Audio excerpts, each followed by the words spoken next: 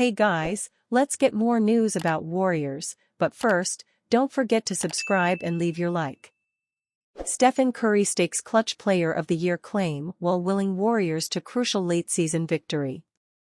Stephen Curry trudged to the sideline with just over 5 minutes left in Thursday's critical late-season matchup with the Portland Trail Blazers, hardly hiding his frustration. The Golden State Warriors superstar repeatedly shook his head as he sat down on the bench and play resumed, clearly exasperated by Steve Kerr's decision to give him a quick breather as crunch time commenced. Fortunately for the Warriors, Blazers coach Chauncey Billups ensured Curry's blow was even shorter than initially planned, calling timeout mere seconds after the two-time MVP was taken out of the game. A refreshed Curry was back on the floor for the ensuing possession, staking a forceful claim for Clutch Player of the Year while leading the short-handed Dubs to a crucial 100-92 victory. Defense played a critical role in the Warriors overcoming a rough all-around performance in Portland. The rebuilding Blazers were missing several impact rotation players on Thursday, a reality laid bare as Golden State buckled down defensively when it mattered most, holding Billups' team without a field goal for a whopping 6.5-minute stretch of the fourth quarter. Kind of a rough, choppy game. Obviously I was missing shots all over the place, Curry said afterwards. They have a lineup that we understand their situation, so we know they're gonna play hard, play with energy, disrupt everything we're doing, and for the most part it worked for 42 minutes. Then we just got really disciplined down the stretch. Forgive Curry for his typical modesty.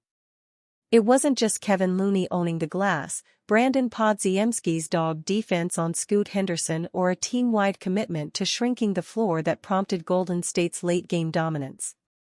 Curry's singular offensive exploits were at least as big a driving force behind that development, rescuing the Dubs from a supremely disappointing loss. Here's what Curry did immediately after that brief substitution just before crunch time. Was there any doubt this right-wing triple was dropping once he sprang free off Looney's screen in post-split gaggle action, taking advantage of DeAndre Ayton's drop defense?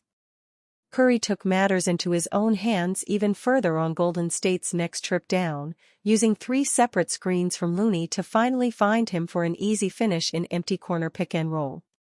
Curry finished with 8 points and 3 assists in the final stanza on 3 of 5 shooting.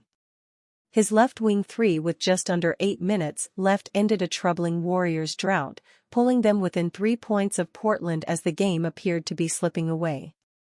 All of his assists went for layups, the result of the Blazers sending multiple defenders to stop him.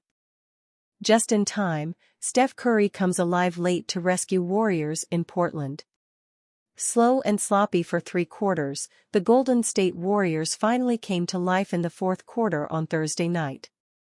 Playing against one of the NBA's worst teams, the Portland Trail Blazers, the Warriors looked lost until the very end, when Steph Curry turned it on and Kevin Looney came off the bench to lift the Warriors to a 100-92 win.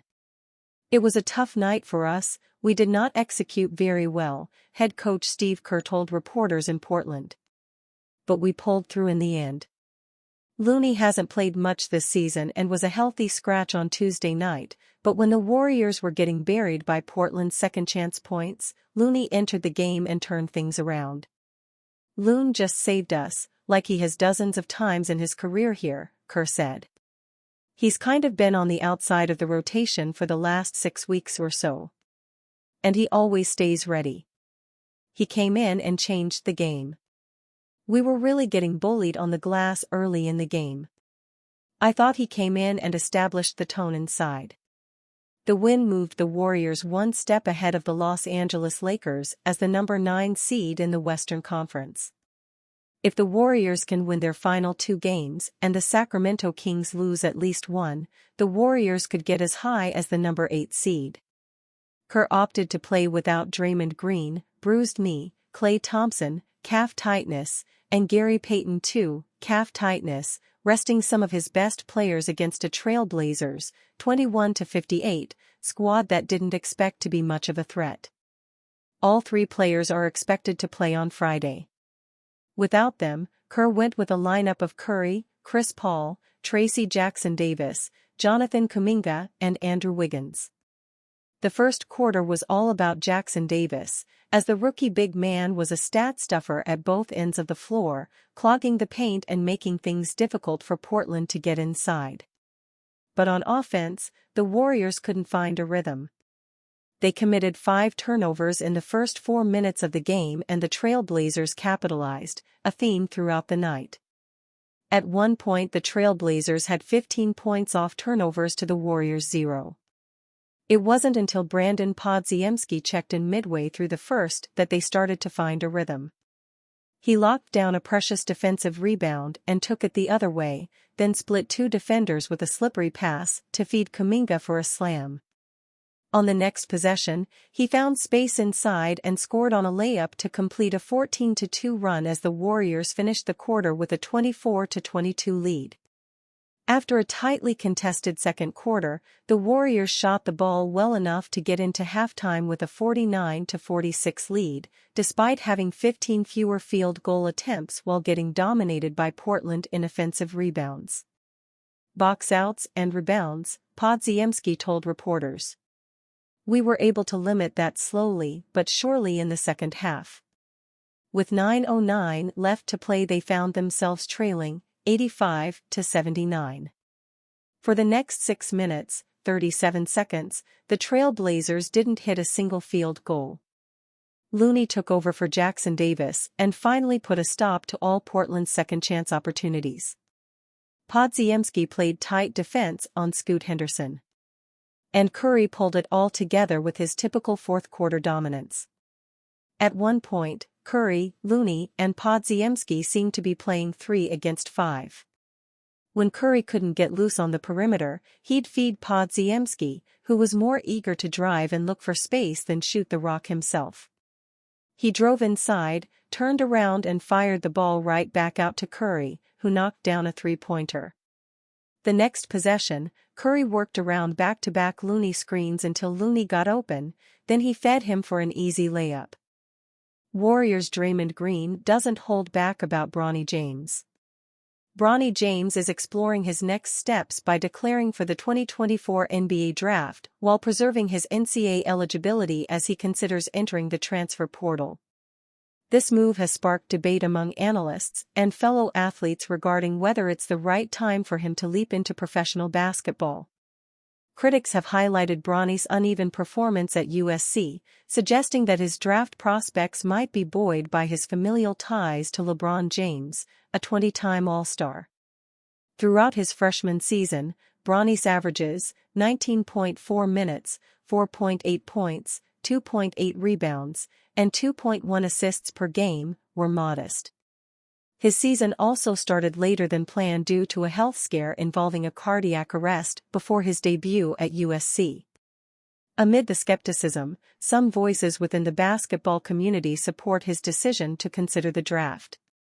Among them is Draymond Green, the Golden State Warriors forward and 4-time All-Star, who praised Bronny's potential on his podcast, The Draymond Green Show. Bronny 100% will be a successful player in the NBA, Green said. Reflecting on Bronny's growth from high school to college, Green emphasized the visible progress that James has made, physically and athletically, not just in his skills. Number 1, he knows how to work. If you don't think he knows how to work, go look at Bronny from his freshman year to sophomore, sophomore to junior, junior to senior, Green said. There, you'll see a kid who knows how to work because you can see the improvement in his game, his body, his athleticism. Despite acknowledging some inconsistencies in Bronny's shooting performance during his freshman year at USC, Green highlighted the underlying quality of his shot and his defensive prowess, reinforcing that James has the foundational skills needed for success at the professional level. At worst, Bronny is an NBA-level defender that can knock a shot down. Bronny got a really good shot. Didn't shoot the ball all that great this year, but his mechanics are great, and he's always shot the ball great. Green believes that the timing could be advantageous for James, given the perceived lack of top-tier talent in this year's draft pool. He pointed out the unique opportunity this presents for Bronny, suggesting that the lack of a clear front-runner for the number 1 pick could work in his favor. I also think it's a smart move for him to go in this NBA draft because this NBA draft will go down probably as one of the worst in NBA history from a top talent standpoint. There's not even a consensus number 1 pick. I think it's a great decision, and I definitely think Bronny will be a successful NBA player. As the discussions continue, Bronny James will make the ultimate decision. Regardless of his choice, it's clear that he will not be returning to play for USC next season. And you, fan? What do you think of the situation of Bronny James? Leave your opinion in the comments.